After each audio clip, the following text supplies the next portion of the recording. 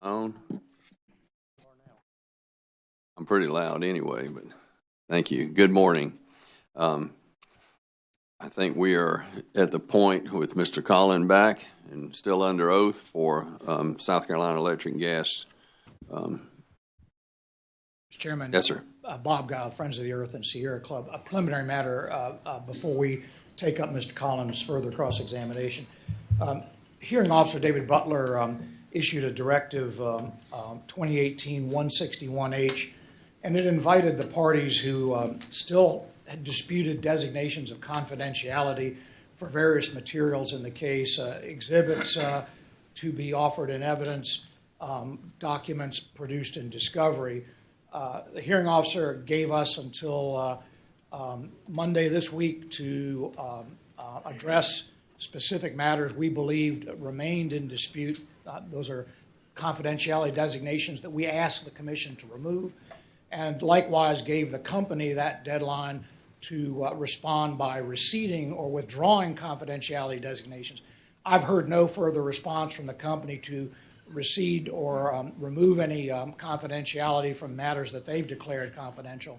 And so I just inquire of the chair, since we expect that that the company's case will begin shortly at the conclusion of ORS's case, I just want to raise the issue for the hearing officer and the chair and inquire about further action on those matters so that we can move the hearing expeditiously and we can get access to materials we've been seeking for over a year about the Bechtel report and prudence issues. I just raised that question at this time, Mr. Chairman.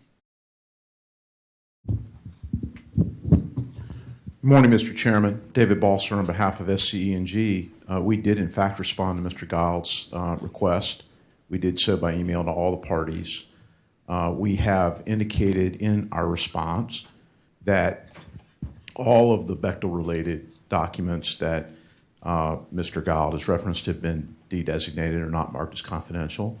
We noted that we are not aware of any exhibits that are intended to be used in the hearing that maintain confidentiality designations. Mr. Butler's directive directed the parties to make specific reference to documents or portions of documents that had confidentiality designations for challenge. Mr. Giles has not done that. He just made a blanket request that every single document as to which confidentiality had been claimed be removed, and we've said that at any point along the way in this hearing, if there's any document that any party wishes to introduce that has still has some portion redacted or have a confidentiality designation, that we would immediately take it up and review it at that time. But we're not aware of any documents that we intend to use or that we're aware of any other party intending to introduce that continues to have any confidentiality designation. Mr. Chairman, just briefly, we did identify specific documents. These are discovery requests by Friends of the Earth Sierra Club that go back over a year, and they address very specific documents that are identified in drafts of the Bechtel report by name and date. Because we are not party to a protective order that would allow us to review confidential documents, we simply have no idea which documents they still designate as confidential because we simply can't see these things. And so the real question is, are we getting access to the discovery material? Is the public able to see the materials that we've asked for? And I mean, I list specific documents that have been sought in discovery since October of 2017 by name and by date. And I simply don't have a clear responsive answer from the company as to whether or not they've given me public versions, non-confidential versions of any of those documents. I was given access to a website, and at every instance told that if I wanted to access that website, I must protect as confidential anything that I see on that website that's designated as confidential. That put me in a position where I simply could not review any of those documents, any of them. They gave me a hard drive with the same stipulation to it. And so I'm simply flying in the dark, and I think the public is. These are very precise questions about what the company knew, when they knew it, with respect to the prudence of the project, primarily driven by the Bechtel company's assessment and documents, historic documents, that Bechtel says they reviewed as part of their assessment. I simply have no idea whether I've gotten those documents or not, whether or not any of those documents continue to be under this overbroad, sweeping claim of confidentiality that step by step at every turn the company has retreated from because they've declared everything confidential. So, Mr. Chairman, I ask that the company respond specifically to my outstanding discovery requests with a disclosure of all non-confidential information and a designation of what few, if any, documents remain genuinely or claimed to be confidential. I would just say that's what the hearing officers asked them to do from the beginning. Mr. Butler ruled that all of our discovery on that topic was relevant, was discoverable, was material information in this case, and I simply, as of this late date, the second week of the hearing, have no idea whether E&G is still sitting on a mountain of prudency evidence that they have failed to disclose under this overbroad claim of confidentiality. Thank you. Two responses, Mr. Chairman. Number one, the hearing officer's directive made very clear that the protective order applied in all dockets, including the docket in which Sierra Club and Friends of the Earth are parties. So it is not correct to say that the protective order doesn't bind all the parties in these combined dockets. Second, I think Mr. Gould, you have to listen very carefully, but what he has said is we have produced millions of pages of documents in this case, some of which had confidentiality designations, and we did, pursuant to the protective order and in compliance with the terms of the protective order, produce those documents and indicate those which were confidential. Mr. Gould has just acknowledged, and we've pointed out before, he simply refused to review any of those documents. So any of the documents that we've marked confidential, he's refused to look at. He just said that he refused to look at them. So what he should do is look at them, and if there are any documents that he thinks are improperly designated as confidential or have any portions designated as confidential, he should tell us what those are, and we will promptly review those and make a decision one way or the other. But the fact that for him to come in and say, I didn't look at anything, but we should now go back through the millions of pages of documents and redesignate is not what was, I believe, contemplated by Mr. Butler. Last point, Mr. Chairman. The burden of claiming secrecy or confidentiality is clearly on the party claiming confidentiality. We have an open records law in South Carolina. The open records law means that the public's business must be done in public. That's the presumption. Any evidence in this case considered by the Commission is presumed to be a matter of public record, and that's the way it ought to be. The burden should be on the proponent of a claim of confidentiality to specifically assert that claim with particularity, citing a legal basis. And if there is such a basis, I invite them to make that assertion. But as Mr. Balzer suggests, I simply cannot review a document that I don't have access to because it remains confidential. My clients from the beginning of these proceedings in 2008 have instructed me as a matter of principle and policy not to agree to a protective order that prevents me from sharing material information with them, with the members of Sierra Club and Friends of the Earth, or the public. And I've adhered to that principle from the beginning. And I recognize, Mr. Chairman, that would prevent me from getting access to certain material genuinely confidential. But as the hearing officer well knows, step by step, SCE&G has retreated from blanket claims of confidentiality for things that are press releases, for gosh sakes, for things that they have provided to Santee Cooper, which in turn has made them public under a Freedom of Information Act. My point really is, at this 11th hour, it's simply the time to stop playing games by SCE&G and to be disciplined about their legal responsibility for particularized designations of confidentiality and for disclosure to us and the public of materials that are genuinely public records. In this case, evidence of prudence, evidence that this commission deserves to have full access to, that the public deserves to have full access to in deciding this important matter. I renew my request for the specific matters listed in my communication with the hearing officer that as far as I know from what Mr. Balzer said, have not been made available in a non-confidential form to me or my clients. Thank you. Mr. Chairman, Mr. Butler, AARP would like to strongly concur in Mr. Giles' request, and to join that in that request. We believe that it's actually SC&G that is providing blanket redactions and blanket claims of confidentiality.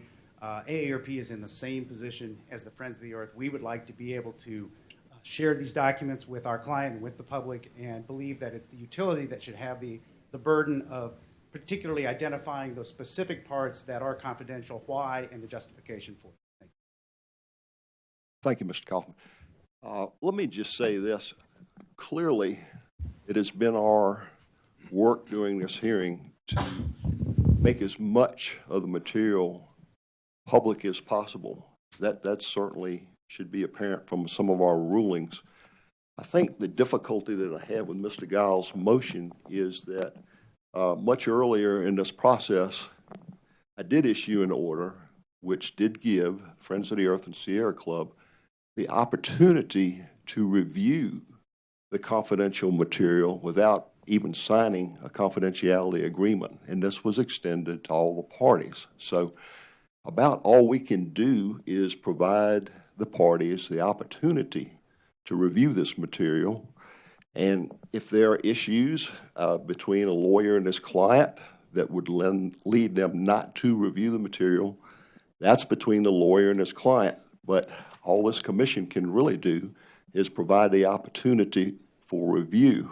So having said that, this particular point, Mr. Chairman, I believe that we're going to need to go in the direction that SCE&G has stated until someone shows us that something is just supposed to be made public that has not been made public already. I think that's got to be it. Opportunity was given for review of the confidential information. If it was not taken, that's nothing that the commission can do about it, and that's the way that I would rule. Mr. Gall, I'd have to overrule your objection. Mr. Chairman, just a correction. I don't mean to argue at all, of course. I was not given an opportunity to review material that was confidential because, by definition, I would have to have signed a protective order in order to do so, and I've declined to do that. I mean, Mr. Butler, just consider, how could I have looked at a document that was confidential without agreeing to that protective order? Okay. I simply don't know what those documents are because SCE&G has, from the beginning, had overbroad assertions of confidentiality. So just a point of clarification, Mr. Chairman, Mr. Butler, I've not had access to any confidential material. I've told SCE&G's counsel at every turn in correspondence, when they gave me confidential material and said I had to be bound by a protective order, I've responded each turn and said, I cannot access that material. I'm turning it over to ORS. Please now give me non-confidential material and a log of any claims of confidentiality. At each turn, they've declined to do so. So that I just wish to correct the record. That's my view, Mr. Chairman and Mr. Butler, of the status of this issue as we've gone back and forth about it. Thank you. Okay. Thank you, Mr. Gall. The only issue that I have with your statement is I clearly issued an order that would have given you the opportunity to review the material without signing a confidentiality agreement. That's clearly in the holding. This really started with the Office of Regulatory Staff. The law was passed in the past session that said that they didn't have to sign such confidentiality agreements to be able to review material. It was my opinion and the opinion of others that this should be extended to the other parties as well. So there was an order issued applicable to all parties that would allow review of confidential information without signing a confidentiality agreement. So if the material was not offered without signing a confidentiality agreement, then this was erroneous in light of the hearing officer's order. Thank you. Okay, thank you, Mr. Butler. And with that ruling from the hearing officer, we need to move on from this without any further argument, I think. Mr. Ziegler. Excuse me. Mr. Knapp. Come to the mic.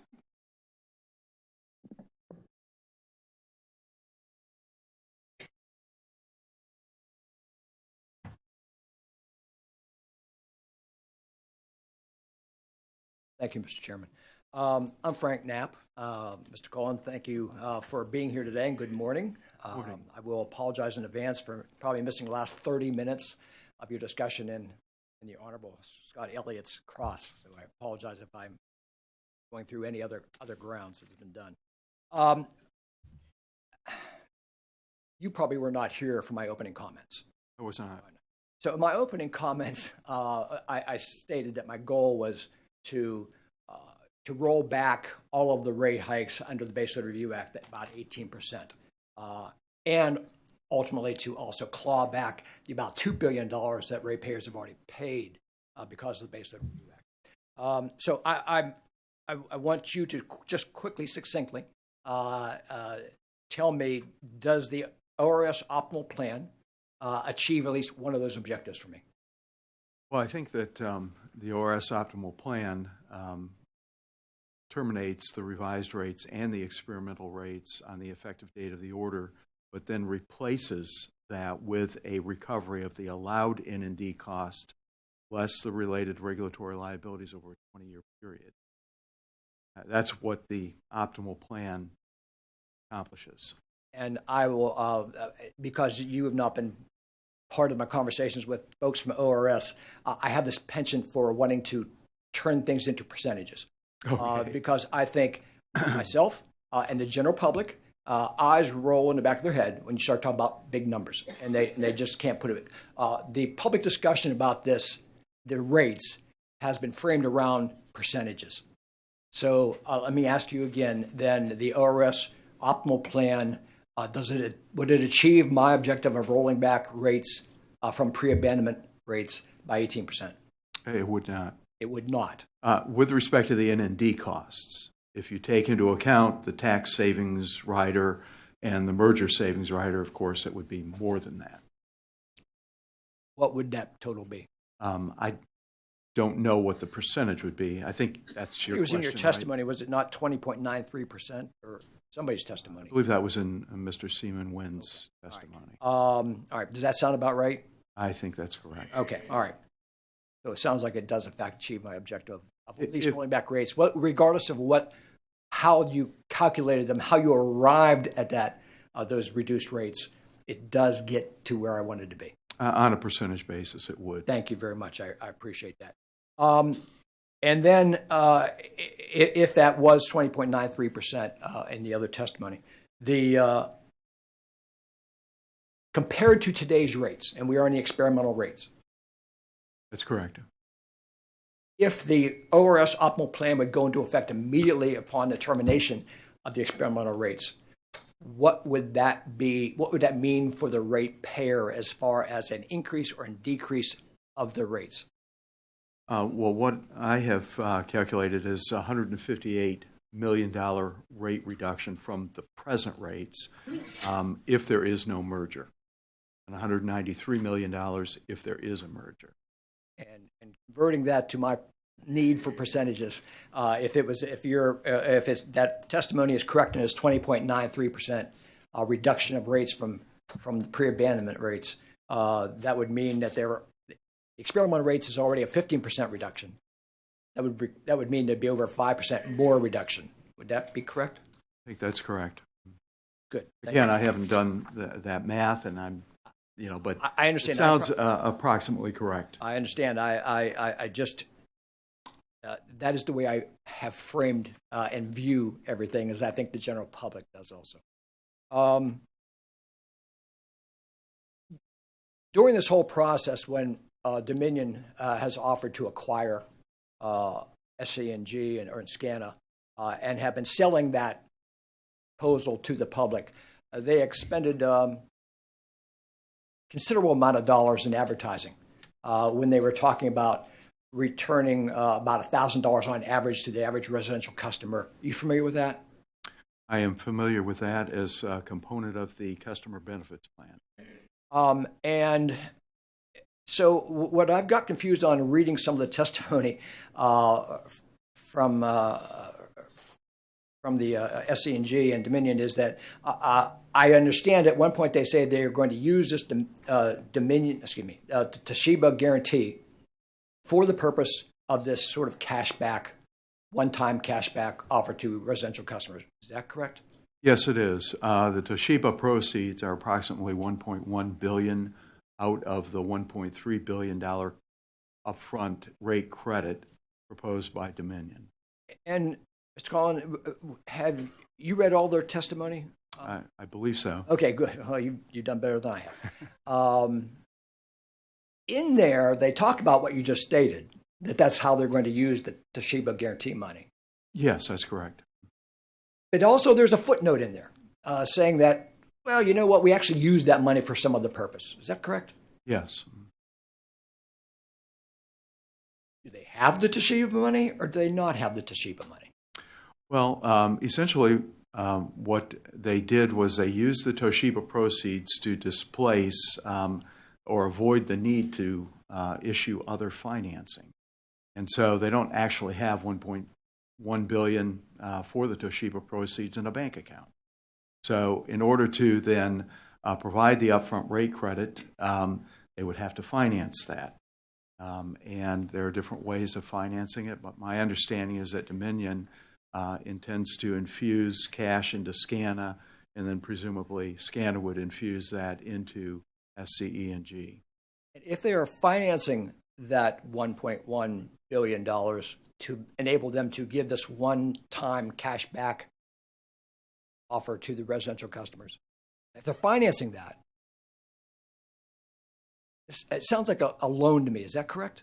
Yes, that is correct. And in fact, I describe it as such in my testimony because essentially under the customer benefits plan as proposed by Dominion, that $1.3 billion upfront rate credit is not then, or the Toshiba proceeds component of that will not be used then to reduce the NND costs.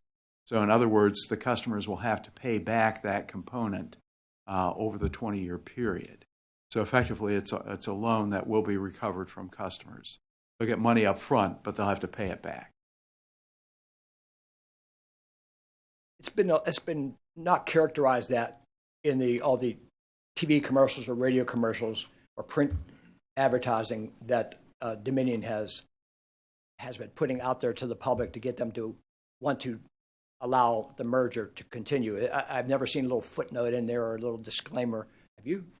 I haven't seen any of the advertisement, but I can tell you this, that regardless of whatever the N&D costs are, let's just assume, for example, they're $3 billion, that you agree to allow South Carolina Electric and Gas to recover. Then offsetting that would be the $1.1 billion of Toshiba proceeds, a regulatory liability. That's how it is recorded on South Carolina Electric and Gas's books. But if they take that off the books, that $3 billion is not going to be reduced by the $1.1 billion because it will be used for the upfront rate credit, which means then that the customers will have to pay back the $3 billion, not $3 billion minus $1.1 billion. Thank you very much. I appreciate that. So if this is this essentially a consumer loan? I would view it as a loan. Okay. And can you articulate what might be the problem with this type of consumer loan? Will all ratepayers get this $1,000, which everybody believes, other than this room? Everybody believes that a ratepayer is going to get $1,000 if this merger goes through and this plan is accepted. Everybody's not going to get $1,000. Is that correct? I haven't really looked at the distribution of that upfront rate credit. I understand that the Dominion has performed a calculation, and the allocation of the dollars related to the residential class would equivalence to about $1,000 per residential customer. I haven't reviewed that calculation. It really wasn't significant to my analysis. And I appreciate that, although it is significant, I think, to the public. It certainly when they think that would be. They want to go spend this money on groceries or something.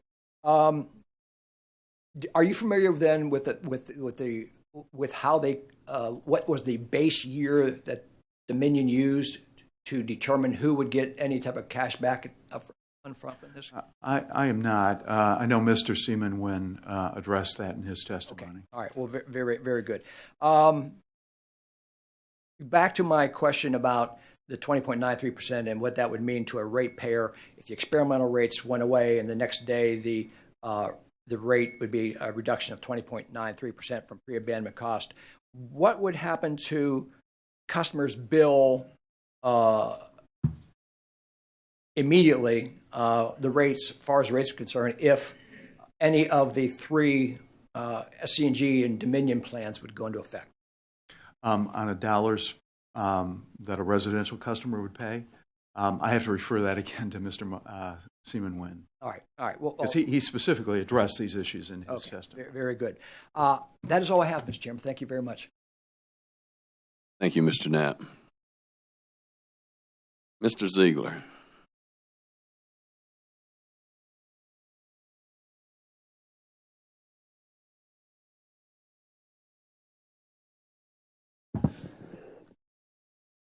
Thank you, Mr. Chairman. Belton Ziegler representing SCE&G.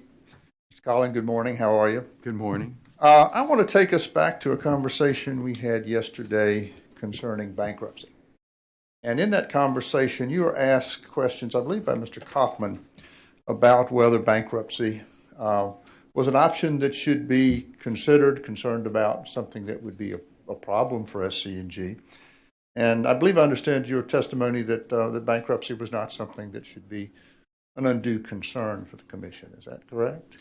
My testimony was that I don't believe that it's a serious issue in this proceeding.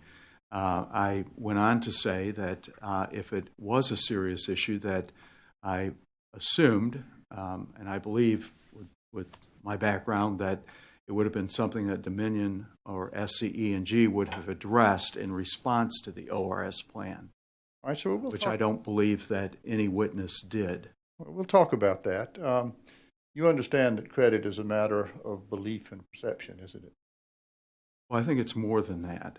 Credit is a matter of metrics, and it is a matter of ability to pay. Ultimately comes down to the creditor's understanding, belief, and perception. The party in question will be able to pay what they've committed to pay. Is that correct? I'm having trouble with the term belief and perception because I think it's a little bit more analytical than that. Certainly, there are facts. It would suggest to me that there was some sense of, well, I don't think they're creditworthy without an analytical process that would determine whether or not the debtor was capable of paying. Right. You would agree that there's not perfect information on these matters, that vendors, suppliers, creditors have to look at all of the indications and determine whether they believe an entity can pay. Is that correct? There are any number of metrics that different stakeholders would consider. Vendors might have different concerns and metrics than, for example, a bank lender. Let me ask you this. Do you think vendors and creditors would pay particular attention to the language that might be used by senior leaders of a company? I think that is perhaps one factor. But, in other words, you're suggesting that if the leaders of a company would provide assurances, then would that be something that would be received favorably by a vendor? I think so. Well, my question is to the opposite. If the leaders of a company were sending signals that could be misinterpreted as creating risk or acknowledging risk, that could be challenging. And so a leader would have to be very careful about what they would say about bankruptcy publicly. You would agree with that, wouldn't you? Well, I think if the leadership of a utility publicly announced that they had retained bankruptcy counsel and were considering that as an alternative, that would be a factor for vendors to consider. That certainly is not the case here. Well, certainly. You pointed out that there hasn't been any discussion of that in SC&G's materials. In the response to the ORS optimal plan. Correct. Right. Let me ask you this. You understand that SC&G has financed the construction of the nuclear plant 50-50 debt equity. Approximately that, correct. Right. And so the total spending on the plant is approximately $5 billion. Is that correct? Yes. SC&G has about $2.5 billion in outstanding bonds associated with nuclear construction. You would agree with that, wouldn't you? It's not tied directly to nuclear construction, but I think if we were to allocate South Carolina Electric and Gas's total debt outstanding, that would be approximately correct. Correct. And in fact, there are no bonds that they refer to as alphabet bonds. All of SC&G's bonds are SC&G's bonds. They're not nuclear bonds. They're not non-nuclear bonds. They're just bonds. Yes. And in total, there are about $5 billion in bonds outstanding for SC&G. Is that correct? I don't know. Would you accept that subject to check? I think that's approximately correct. Oh. So I would accept that subject to check. And the fact that there have been impairments or write-downs, that doesn't reduce the amount of those bonds, does it? It does not. An impairment loss is taken after tax through the income statement, and that is reflected then in the common equity of a company that has taken a write-off. And you're aware that those $5 billion in bonds are mortgage bonds, first mortgage bonds, are you not? I do not know. Generally, in my experience, utilities have moved into senior secured debt or just senior debt, such as debentures that are unsecured. I don't know what the composition of the South Carolina Electric and Gas debt is. That would be easy enough to confirm. You can look in their securities filings and all other sorts of places to find out that, in fact, all of SC&G's long-term debt is mortgage-backed, first mortgage bond. Well, I'm not sure I can respond directly to your question that, in fact, they're first mortgage bonds. I think that's a premise in your question. But it is true that you can look at an SEC 10K and determine the debt outstanding associated with a particular registrant before the SEC, and you can assess what that debt is. I mean, that's a required disclosure.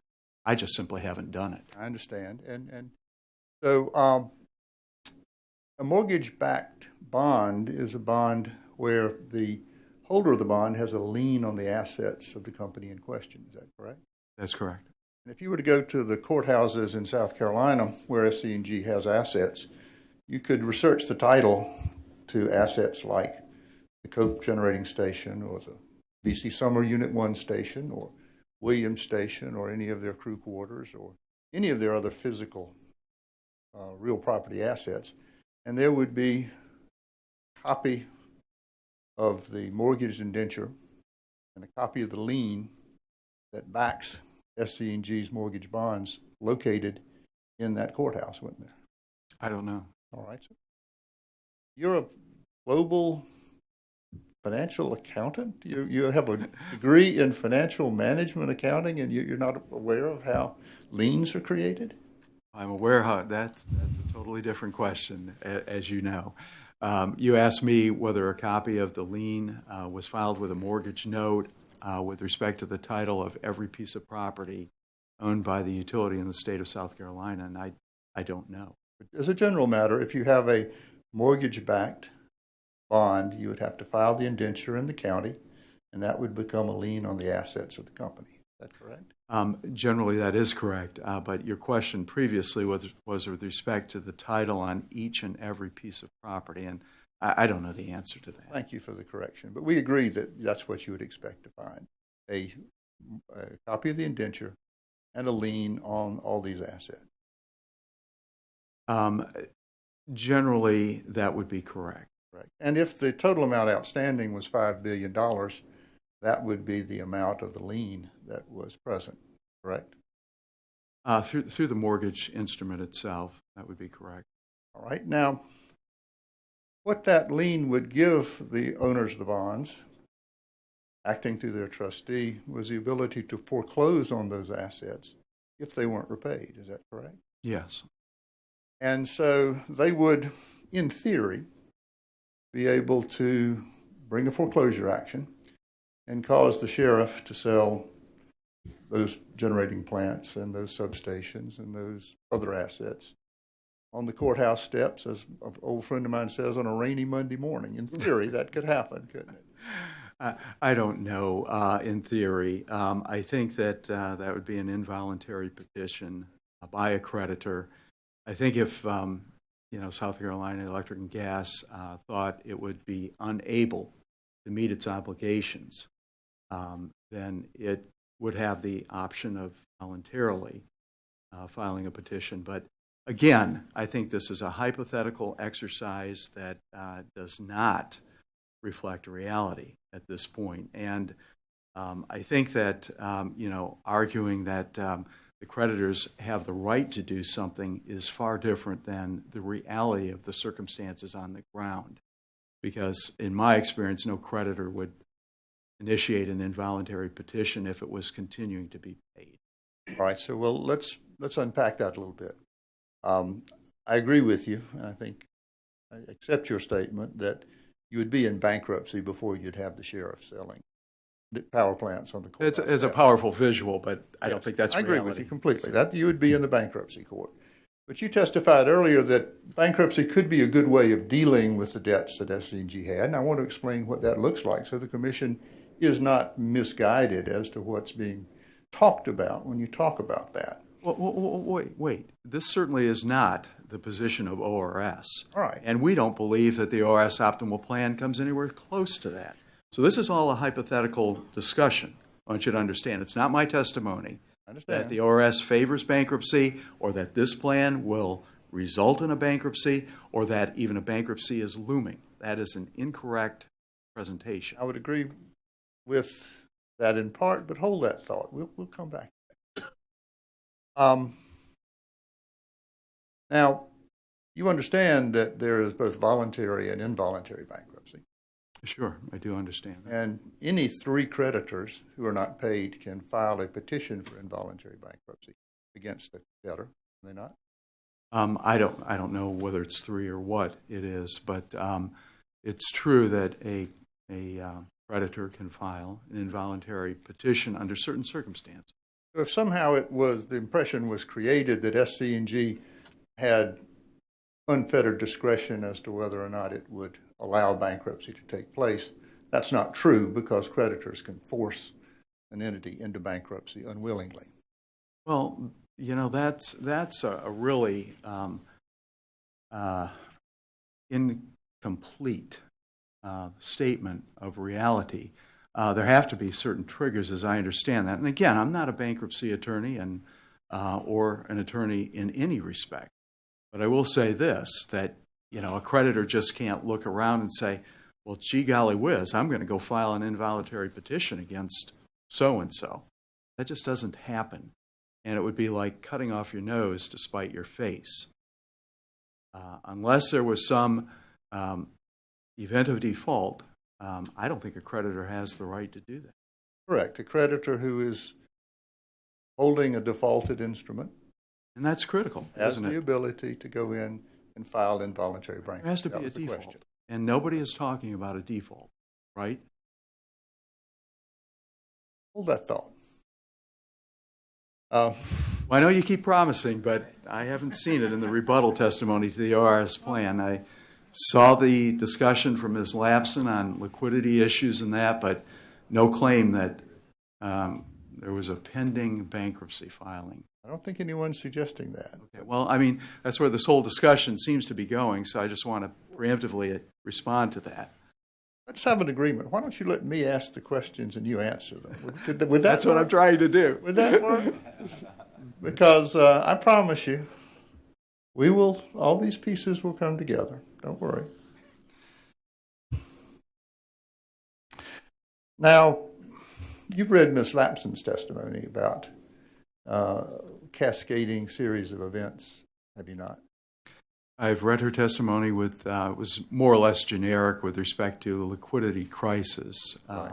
In the event that there was a liquidity crisis, which he was not alleging that there was, then there would be, potentially a series of cascading events. And that's premised on the fact that SC&G needs access to short-term capital on a daily or weekly basis in order to meet its obligations. Is that your understanding? Well, liquidity crisis by definition is that there is not access to liquidity. Correct. But the reason SC&G needs liquidity is because it has to invest about $500 billion of new capital in its utility system each year. It definitely is in the hundreds of millions of dollars range, and it does need liquidity over every aspect of its business, as any business does. Right. And you know, the question really is then, is there a liquidity crisis? And so what that means is that SC&G's current rates, its revenues, don't cover these long-term capital pieces that have to be paid. And so it has to go into the markets on a regular basis and take out short-term debt in order to cover the cost of its operations. You understand that to be the case? well, I can't answer that question yes or no. Essentially what happens is that in the utility world, capital investment is very significant, and internal cash generation from revenues is not usually sufficient to pay for capital expenditures as you go.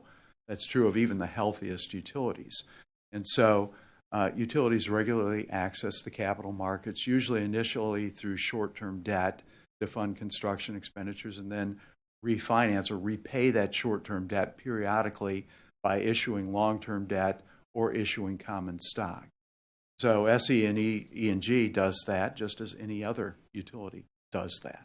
Exactly. And if that cash is not available, SC&G doesn't have the cash it needs to support day-to-day, week-to-week operations. Is that correct?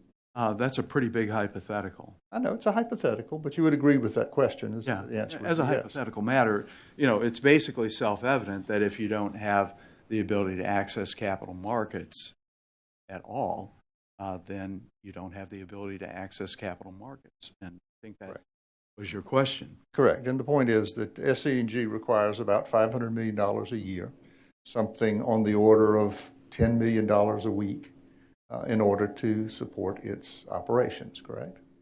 Again, I don't know what the company's cash flow is, but it probably requires at least $200 or $300 million per year in excess of its internal cash generation. In other words, what it gets from the revenues it charges customers minus the expenses that it has to pay.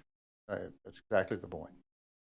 So if we were to look at SC&G losing that access, it would be very damaging to the company and could require the company to consider all sorts of options to deal with it, correct? Again, a hypothetical. And, you know, that answers itself. If you assume hypothetically that there's no access to financing, then that's a problem. All right, sir. And just so that we're clear, when the issue of bankruptcy is discussed, you would agree with me that bankruptcy is disruptive and expensive for a utility? It is. I am personally familiar with a number of utility bankruptcies, including the one of Energy New Orleans after Hurricanes Katrina and Rita. And it's a way for a company to sort things out with its creditors and its various contracts and resolve those issues under the direction of a bankruptcy court. Right. And you have to pay for lawyers, trustees, specialized accountants, all sorts of expenses that wouldn't ordinarily be there. Is that correct? Yes, that's true, but then there's also an automatic stay of all of the interest on the debt outstanding. I'm sure you're aware of that. Correct. So these things tend to balance themselves out. And in fact, you know, and again, I am certainly not advocating for bankruptcy, and I don't think that's even an issue in this case, unless you're making it an issue. No. But in any event, I think that there are offsetting benefits that could, in this hypothetical scenario, actually be beneficial. So you're saying that, again, that a bankruptcy could be beneficial? Is that your testimony? Yes. All right. And again, I'm not advocating that, and I'm going to keep repeating that because I don't want it misquoted, misunderstood, or misperception. All right. Well, if there were a bankruptcy, you would expect investment in infrastructure to be dramatically slowed down during the bankruptcy process. That has not been my experience. I've been directly involved with bankruptcy of Cajun Electric Power Cooperative on behalf of the Louisiana Commission, in the bankruptcy of Big Rivers Electric Corporation on behalf of some large customers that were 70% of the load on that system, and capital investment did not slow down. In both cases, there was debtor in possession financing. There was a stay of the interest on the outstanding debt, and the issues with the creditors were all resolved through that process. Let's talk about the Cajun bankruptcy. I believe you mentioned that the Cajun system was bought by NRG Energy and Calpine. Is that correct? It was NRG, I believe, that bought the assets. It did not buy Cajun Electric Power Cooperative. And what did Calpine buy?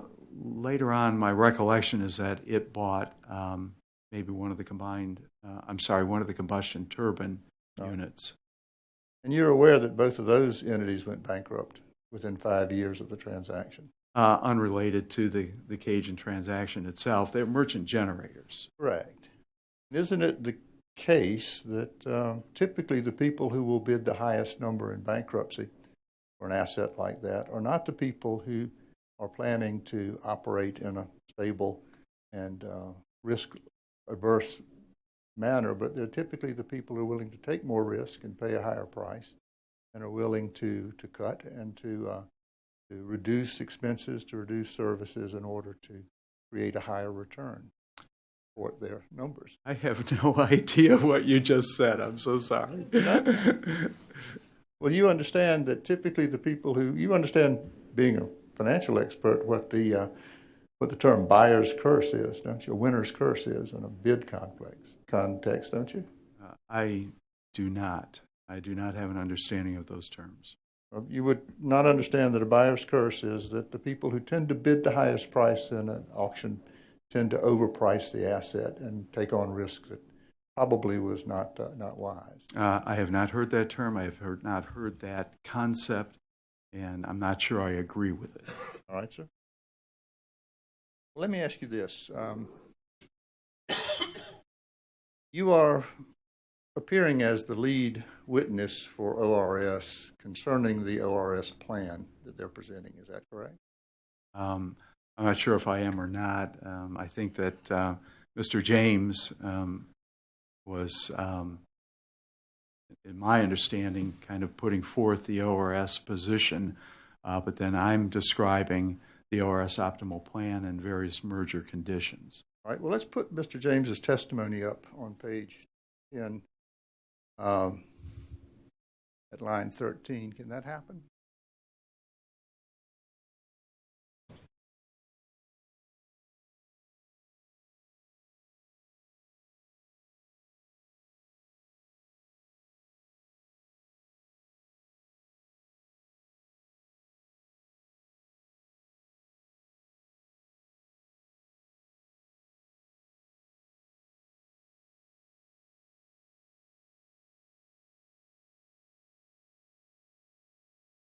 Blow that up so that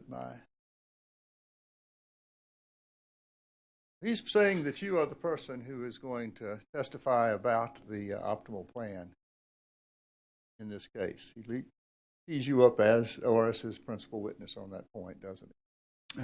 Yes. Okay. And in fact, you've taken the testimony provided by Mr. Majors, Mr. Sullivan, Mr. Jones, and Mr. Blaudino, and you've pulled it together. You've referenced it, and you've put the plan together and presented the plan to us as the witness most able to speak to the plan in its entirety. Is that correct? Correct. All right, sir. Now, in your testimony, I don't see any calculation of what the impact of the plan would be on SC&G's earnings. There's no such calculation, is there? No. No calculation on its ROE, is there?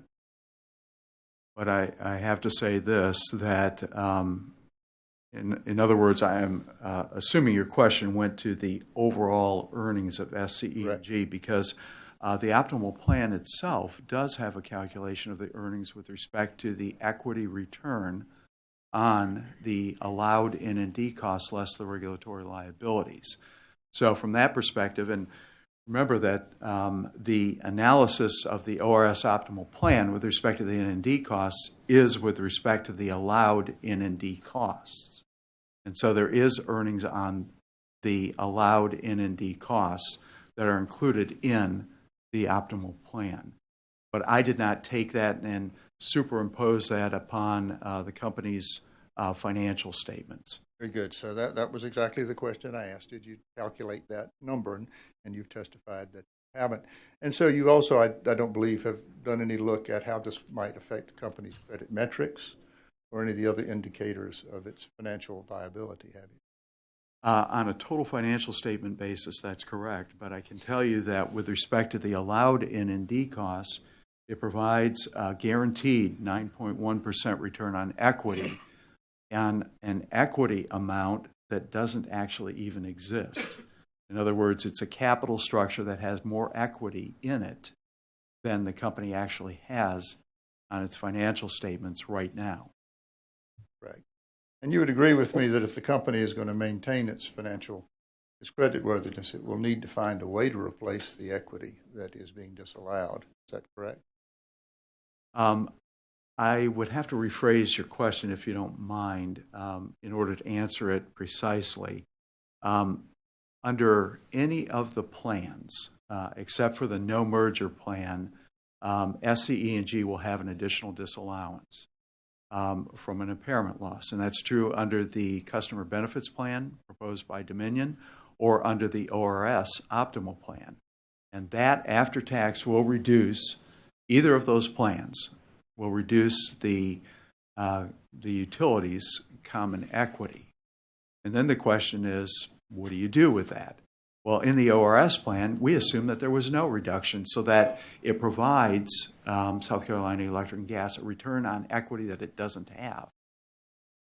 And so we think that we've gone above and beyond what we could have proposed in an attempt to balance the interests of customers and the utility. Colin, you would agree with me that SC&G has not, and SCANA, that has not reduced the number of outstanding shares because of any impairment, have they? Well, keep in mind that SCANA owns the equity of South Right. Carolina Electric and Gas, and there's been no change in those number of shares to my understanding. So when you say that the equity isn't there, you're not saying that the shares have gone away. Shareholders are still there. Shareholders still expect a return on the money they've invested, correct? Well, SCANA is a single shareholder of South Carolina Electric and Gas, but the equity dollars after the impairment losses are not there. In other words, the equity investment by SCANA in the utility is diminished.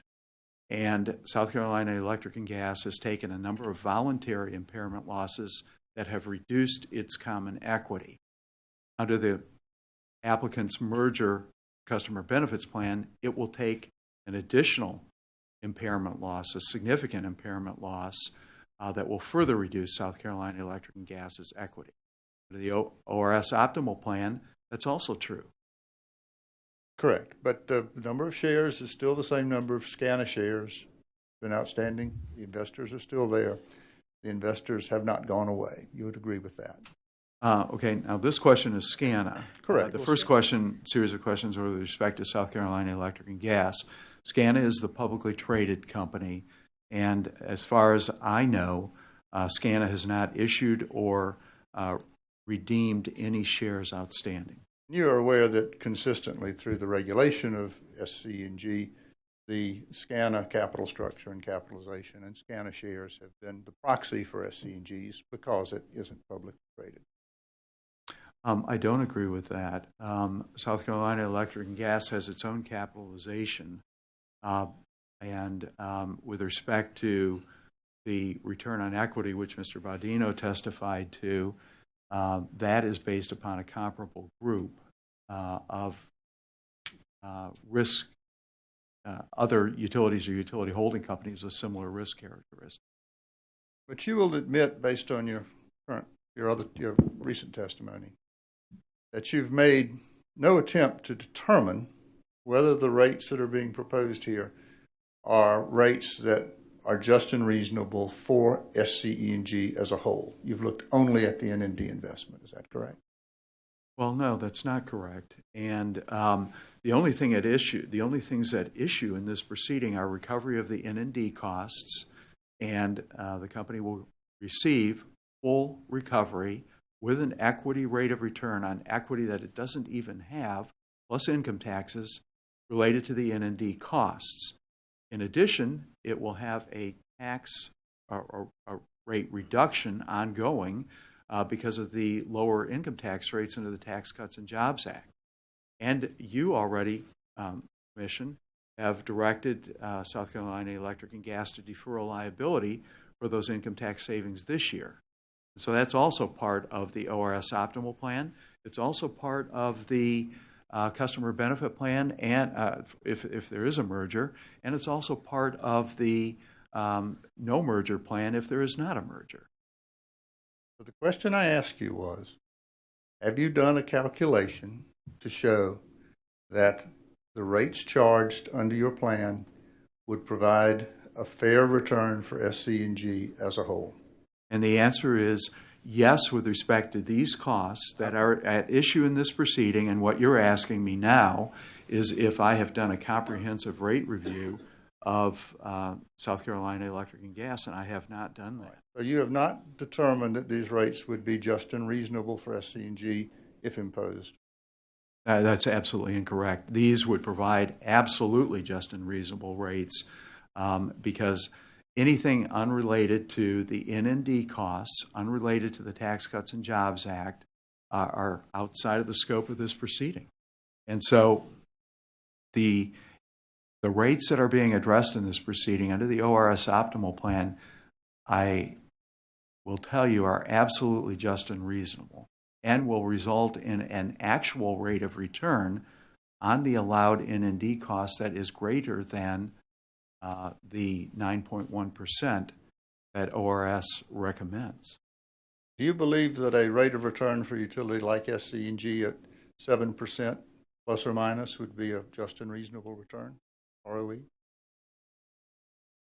It depends on the circumstances. If that was temporary, then that would be, one of the normal, I would say, variations, and particularly given the circumstances with respect to multi-billion-dollar canceled or abandoned plant costs. Have you seen any study that would show that a 7% ROE would be would be a fair return for investors on a company like SC&G?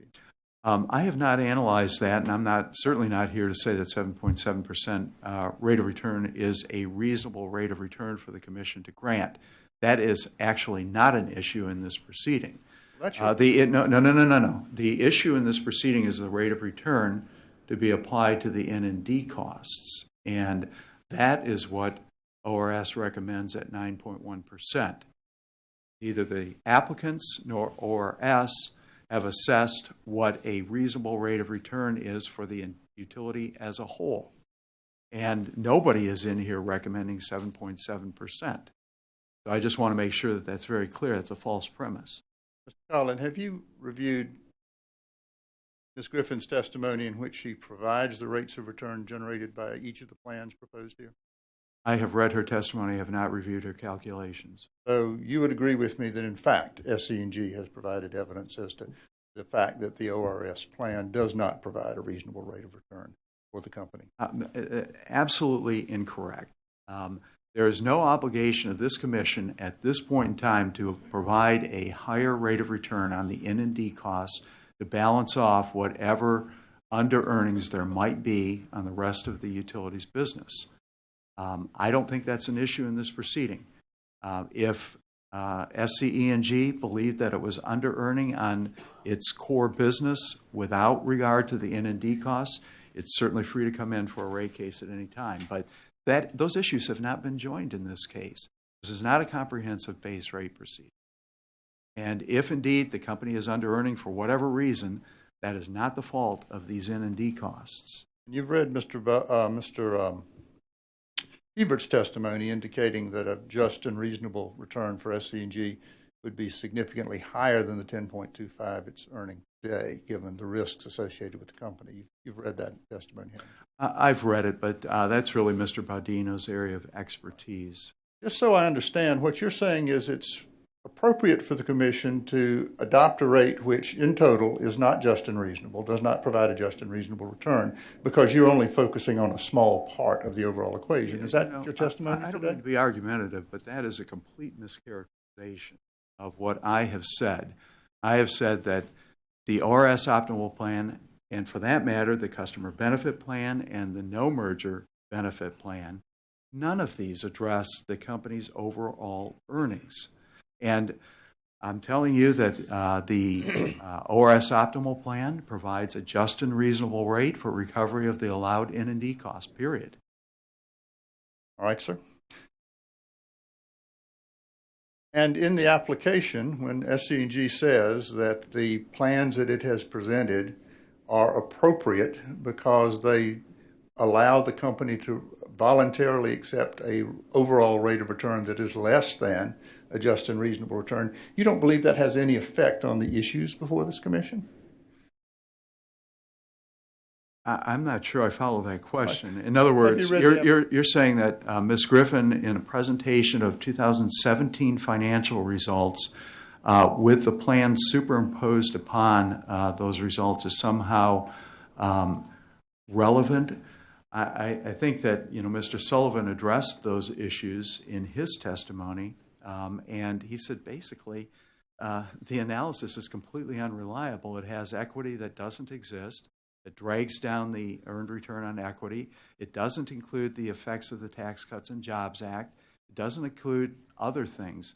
And I'm not here to testify or repeat Mr. Sullivan's testimony, but that's my understanding of his testimony. You challenge what Ms. Griffin has put forward, but you would agree with me in the application, SC&G said very clearly that the plans it was putting forward were appropriate because they resulted in an overall return to the company that was just and reasonable, in fact, a little bit less than otherwise might be required. And that's the basis on which SC&G filed the application in this matter, is it not? I don't think that was anybody's testimony. I'm talking about the application in this matter. Have you read the application, Yes, sir? I understand that. All right. And I think that what it did in the application was it said, we have exhibits attached to the application, which were subsequently attached to Ms. Griffin's testimony, that said, under the plans that we propose, the customer benefit plan, the two disfavored plans, the no merger plan, and then the base request,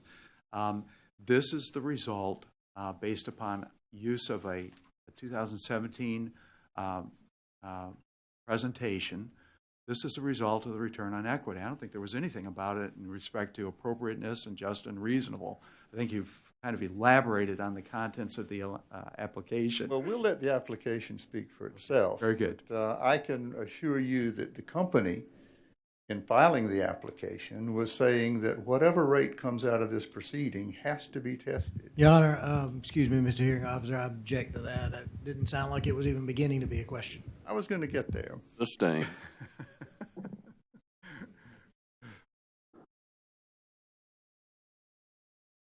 Let's be very clear. You've made no attempt to determine that from an overall company standpoint, the rates you are proposing would create a just and reasonable return for SC&G from an overall company standpoint. I have not, and because I focused on the recovery of the N&D cost, and similarly, the applicants focused on the recovery of the N&D costs. They made no attempt to determine whether or not their rates beyond this were just and reasonable. All right, so we'll let the record speak for itself on that. How about? That's fair enough. That? Very good. I certainly would. Now, you would agree we finally reached agreement. That's good. You would agree that in Act 258, well, first of all, you have done no analysis of whether or not these rates would protect the financial integrity of SC&G going forward, have you? They protect the financial integrity of SC&G with respect to the allowed N&D costs. And as I appreciate it, that's the obligation of the Commission. If costs are disallowed, there's no obligation then of the Commission to provide recovery of the disallowed costs. I mean, it's kind of a bright line division. But just so we're clear, as to SC&G as a whole, you've made no analysis to determine whether these proposals... Mr. Chairman, we've asked this question 75 times. I don't think, only 73. But we need to move on from that. All right, sir.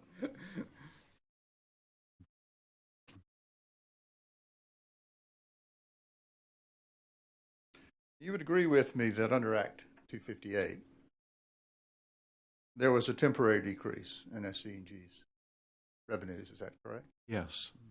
And that decrease was set in the amount of $367 million a year, correct? Yes.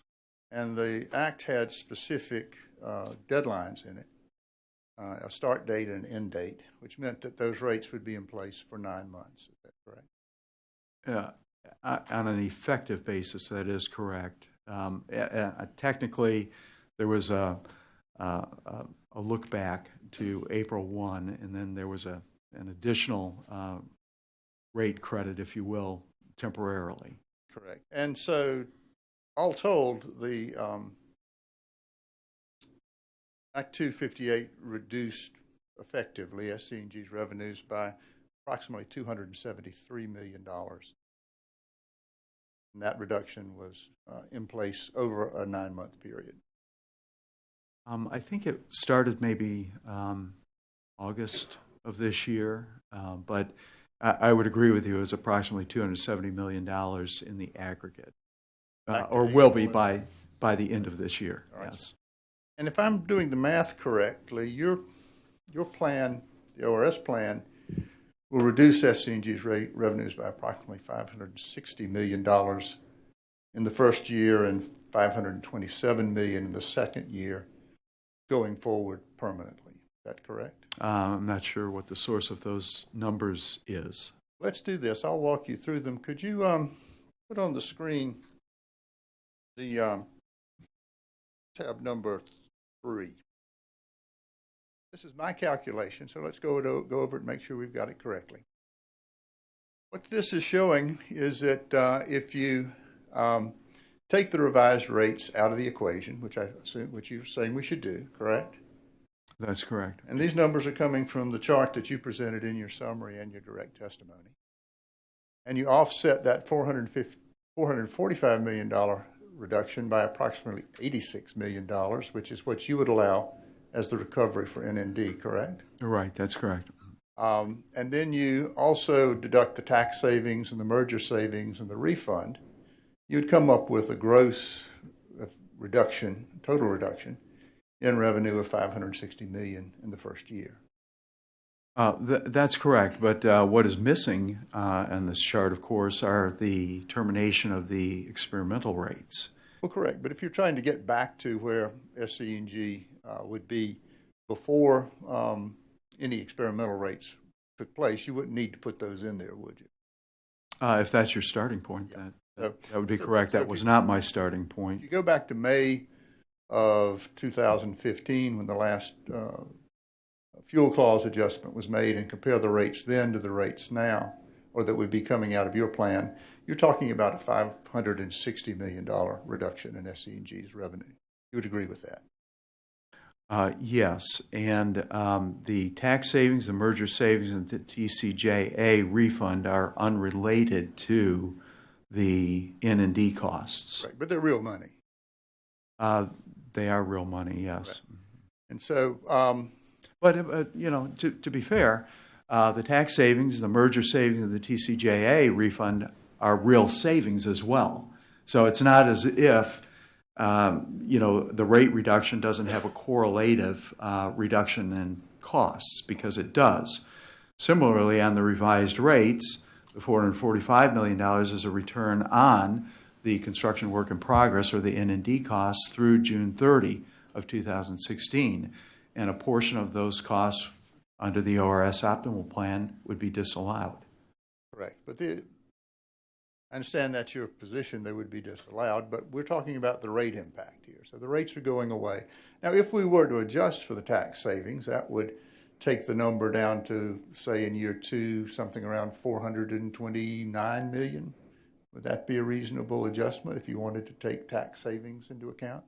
Yes, and then the $70 million, of course, is based upon actually achieving those savings. So there would be a reduction in costs correlated with the reduction in revenues. That's an assumption. There's no proof, there's no indication those cost savings will be achieved. That's simply a projection, correct? And it's a calculated estimate of the savings. That's correct. And you would agree with me that even with that reduction of the tax savings, you're talking about a reduction in SC&G's revenues that's significantly higher than the reduction even on an annualized basis under the Act 258. I believe you said that earlier in response to Mr. Knapp's question.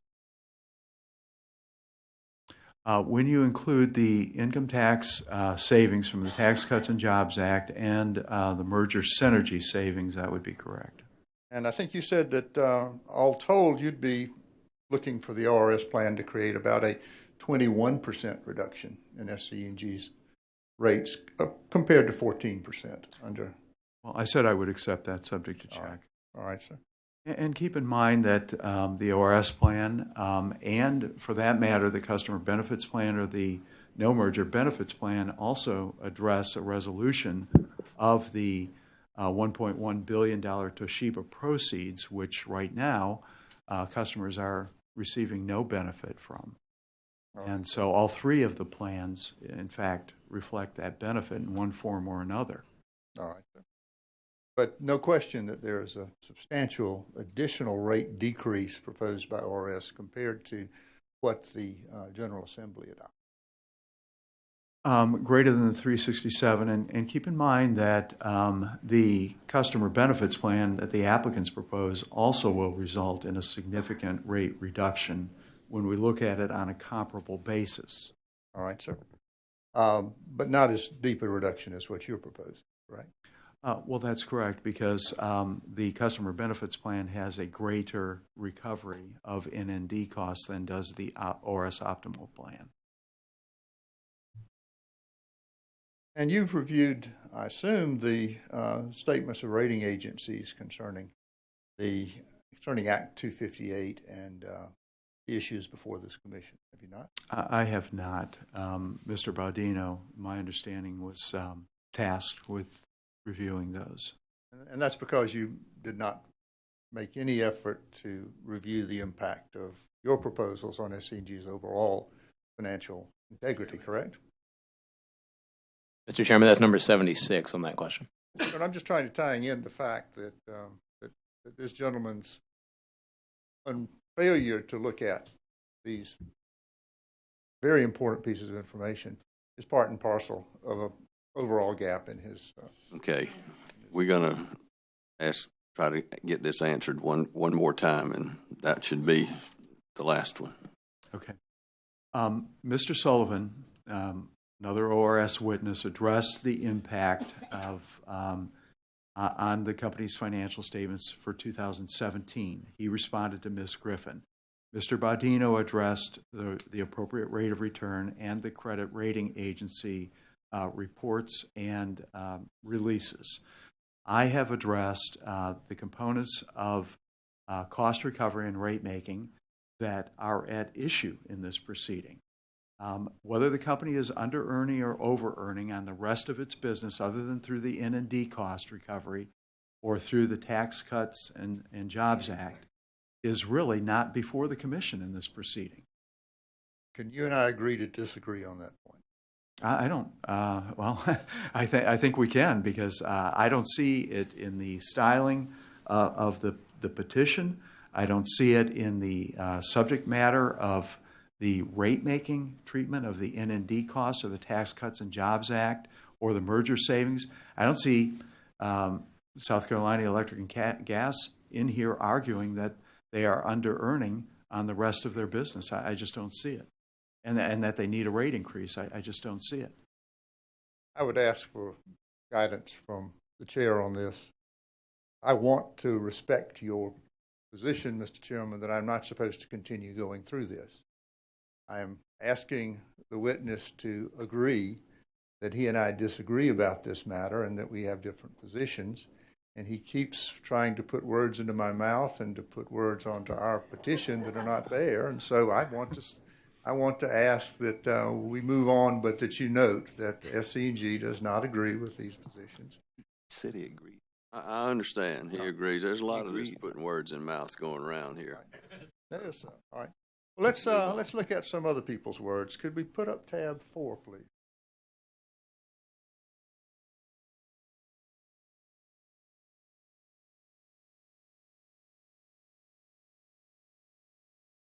to interrupt, but is Mr. Erskine here? This machine is not showing what's there, and it's very hard for me to see.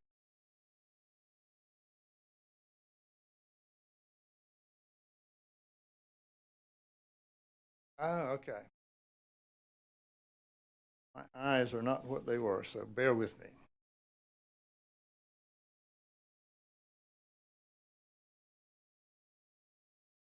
I think if you look at the heading of this document, you will see it's the Fitch Ratings announcement of 8/8/2018 concerning SC&G. And it's discussing, I believe, the effect of Act 258. Can you read that, Mr. Collin? Have you able to see what it says? I think I can read it. All right. And I'll represent this as exhibit number 4 to Ms. Lapson's testimony, and so it is in the record.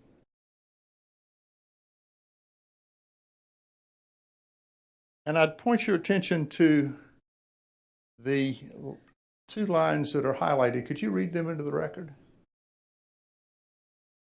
Fitch is concerned that the expected December order could be of the same magnitude despite the legislature's characterization of the new rate as temporary. If the PSC issues an order in December 2018 with a permanent cut of a similar magnitude, additional downgrades may be warranted.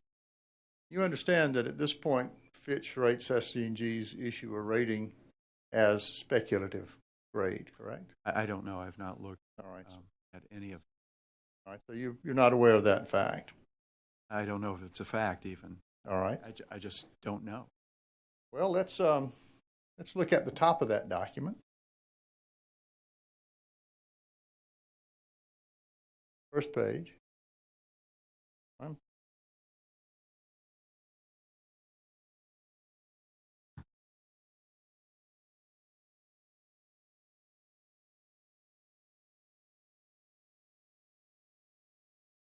This would show that Fitch, in fact, has rated SC&G its issuer rating at a speculative level, correct?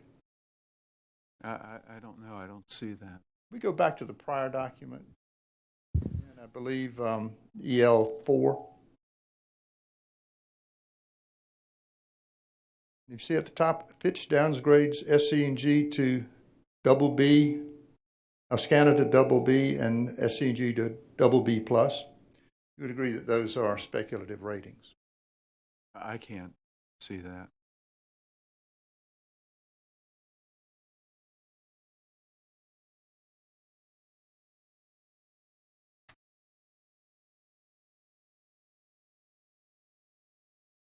See it now. Can you see it now?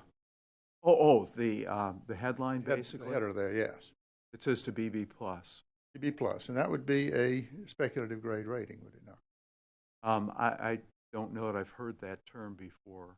I've heard investment grade and non-investment grade. Well, but, non-investment grade and speculative, I think, are the same term. Yeah, it's I think what we would call one click below investment grade, which is the top of debt issuers in this country. What Fitch is saying there is if rate relief were ordered that was had a permanent cut of similar magnitude to the Act 258 cuts, further downgrades may be warranted. Is that what it says? That's what it said. And the N&D cost is roughly comparable to the effect of the experimental rates under the ORS optimal plan. So, for example, right now you have revised rates in place of 445. The experimental rates offset that by 367. So that's really a net recovery right now of $78 million. And the ORS optimal plan for the N&D cost would increase that to $86 million. So it's actually an improvement over what is presently in place. So your testimony is there would be no reduction in SC&G's rates greater than those that are currently imposed by Act 258 if your plan were adopted? With respect to the N&D costs, that's correct. And the reason I make that distinction is because under the merger customer benefits plan and under the SCE&G no merger benefits plan, they also have ongoing additional rate reductions due to the Tax Cuts and Jobs Act, and one-time rate refunds for the effects of the deferral of the income tax savings in 2018 due to the TCJA. So those are constants. So I think that, you know, if we want to focus in on the Fitch document, right now the company's recovering $78 million for in-and-D costs. And under the ORS proposal, we would recover $86 million. Let's look at what Standard & Poor's has to say. Bring up the next slide.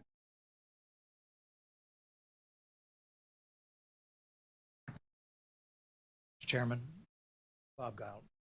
I just would point out that counsel represented that these matters are in the record. They're not in the record. They are proposed exhibits of a witness who's yet to take the stand, and they've not been received in evidence. So they are not evidence. First of all, it's being True, he can still ask questions on it. I believe, Your Honor, we do have. We'll put that'll if you put it in the record later when that witness comes up. And one of the things we've accomplished with the hearing officer is to determine whether there'd be objections to these exhibits, and no objections.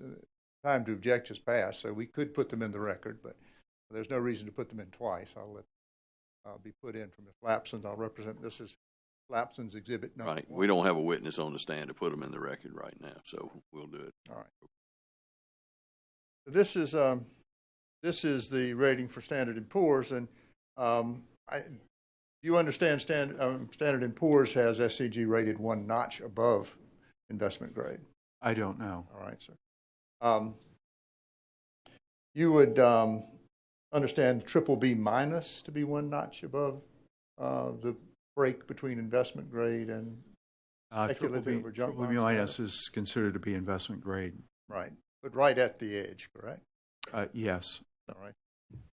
And what Standard & Poor's is saying is that we could lower ratings again if credit metrics weaken, correct? That's what it says if you read it. This could occur following the pending summer abandonment proceedings if the PSC orders a permanent rate reduction or rate credits that lead to incrementally weaker measures than those resulting from the temporary 15% rate cut. Is that correct? You read that correctly. You are aware that under the ORS proposal, SC&G would be required to take an additional $1.4 billion in write-offs above what has been written off already, correct? You said under the applicant's proposal? The ORS proposal. Under the ORS proposal, that's correct. All right. But that's also correct with respect to the customer benefits plan, in that Dominion and South Carolina Electric and Gas have agreed to take an additional $1.4 billion impairment loss. You're also aware that Dominion is a company with a market capitalization on the order of $50 billion?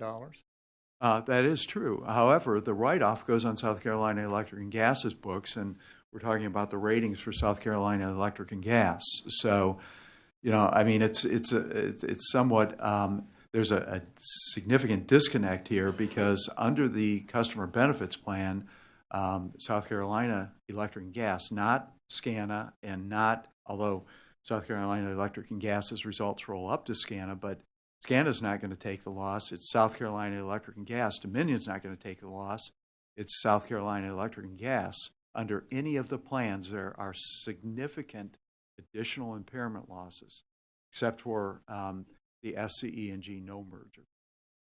And you're aware also that Dominion Energy has filed testimony in this matter indicating that if the merger goes through, they will recapitalize SC&G to take care of those impairments and ensure credit quality maintained in spite of. You're aware of that, aren't you?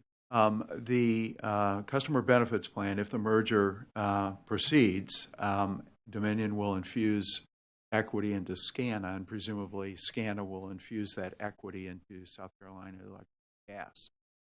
Of course, if the merger does not proceed, then SCANA is going to have to decide what to do about the equity at South Carolina Electric and Gas, and a number of different options with respect to that. It could issue debt and then use that debt to make an additional equity investment into South Carolina Electric and Gas, or it can issue additional equity itself in the market.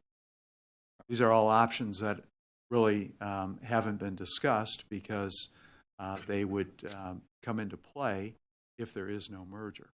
But that's how SCANA would handle it. Having made that statement, you're willing to represent to this commission that you've looked at SCANA's credit metrics and returns and the rest of it, and you can say, based on your analysis, that SCANA would be in a position from credit worthiness and from investment attractiveness to make those investments. Is that your testimony? Well, that goes far beyond my testimony and the analysis that I performed. I simply said that to the extent that SCANA would need to make additional equity investments into South Carolina Electric and Gas, there are a number of alternatives. One alternative is it can issue additional shares of stock. Another alternative is it could issue debt and then use that to make the equity investment into South Carolina Electric and Gas. There are a number of different ways to plug the equity hole at South Carolina Electric and Gas over time, other than through a Dominion infusion of investment into SCANA and then SCANA passing that down into an additional equity investment to South Carolina Electric and Gas. In other words, the Dominion merger isn't necessary in order to repair the credit metrics of South Carolina Electric and Gas. It would help, definitely would help, but it isn't essential. All right, sir. Well, let me be sure I unpack this because I think it's very important. What you're saying is if the ORS plan is adopted and Dominion does as it says it will and walks away, that SCANA will be able on a standalone basis to recapitalize SC E&G in a way to allow it to continue to be a creditworthy company and exercise its utility obligation. I think that's a reasonable assessment. I haven't done the analysis of what it would take or the impact on the SCANA stock price, but I don't believe it would result in a bankruptcy of SCANA, and certainly not of South Carolina Electric and Gas, which means then that SCANA stock would continue to be traded on the public stock exchanges, and presumably it would be able to issue additional shares of stock and would be able to obtain debt financing, maybe not at the least cost or the same cost that if it could under the Dominion merger with the credit support of Dominion, but I don't think it would be foreclosed out of the market. And you've done, what analysis have you done to support that? Well, I'm just saying that it still would be a publicly traded stock, and if it's a publicly traded stock, then it would have a market value for issuing additional shares of stock. What that market value would be, I haven't analyzed. So your suggestion is, your position is that you could cause SC&G to write its rate base down by $2.5 billion. You could deny it $560 million, or maybe a little less if you take out the merger savings in revenue, and that would still lead to a company that could issue stock and issue debt and recapitalize itself. That's your position? What I said was that I can't answer that yes or no because there's some elements that are correct and some that are not. And that is, first of all, let's correct the effect of the ORS recommendation. That would be about a $1.8+ billion additional impairment loss on the N&D costs compared to the $1.4 billion proposed under the customer benefit plan. So, I mean, we're talking about an order of magnitude here that is not, multiples. It's rather a fractional increase, maybe 25% higher than, or 30% higher than what Dominion has proposed. And then with respect to whether or not SCANA can issue additional shares to raise equity, this is done all the time in the market. I don't see any reason why SCANA could not. I don't think you need an analysis beyond that. You understand that shares can only be issued if there's an expectation of earnings to support those shares. Well, sure. And Scana stock is publicly traded. Right now, the price reflects the Dominion merger offer, and before the Dominion merger offer, it reflected no merger offer.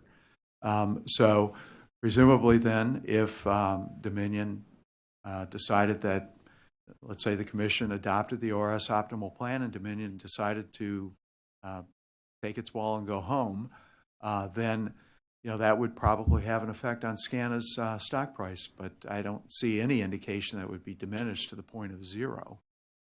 All right. Something between zero and where it is today. It would definitely be diminished. Agree with that. Well, I think we can maybe look back to what it was before the Dominion merger offer, and it was, I think, in the low 30s, and as opposed to roughly 40 now. Let me ask you this. Let me ask you to look at this. Could you put up Ms. Lapson's exhibit number 2, which is number 6? Okay, we're gonna break right here, Mr. Ziegler, to give everybody about 10 minutes.